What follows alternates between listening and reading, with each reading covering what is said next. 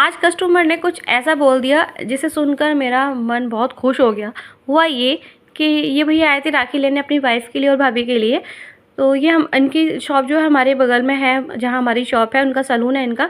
तो इन्होंने राखियाँ देखी और सारी राखियाँ देख रहे थे, तो मैं अलग-अलग इनको राखियाँ बता रही थी और प्राइस भी बता रही थी। बच्चों की भी राखियाँ थी, तो ये देखकर बहुत खुश हुए। उनको लगा कि इनकी मेहनत सफल हो गई कि अब मुझे बड़े मार्केट में नहीं जाना पड़ेगा, यहाँ ही मुझे इतनी अच्छी राखियों का कलेक्शन मिल गया है।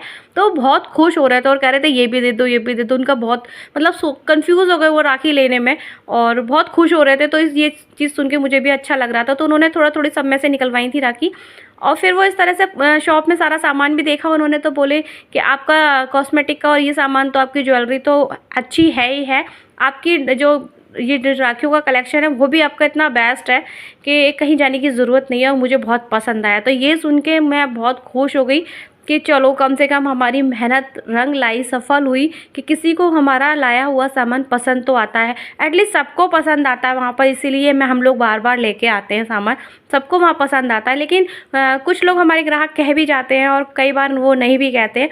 लेकिन अगर कस्टमर आपके पास बार-बार रिपीट कर रहा है, देखो ये इस तरह से देख रहे थे, तारीफ़ कर रहे थे ये दुकान की, तो मुझे बहुत अच्छा लगा था। तो अगर कस्टमर रिपीट हो रहा है, बार-बार आता है आपके पास, इसका मतलब आपका सामान उसको पसंद आ रहा है। तो ये चीज़ सुन के ना मैं मतलब मेरा दिन बन गया था। वो बहुत ही खुश हो रहे थे, कह रहे थे हमारे टाइम में इस तरह की राखियाँ नहीं चलती थी और इस टाइम तो आप लोग बहुत अच्छी-अच्छी राखियाँ लाए हो। तो ये सुन के किसका दिन नहीं बनेगा? आप बताइए, आपको कैसा लगता है ये सुनकर?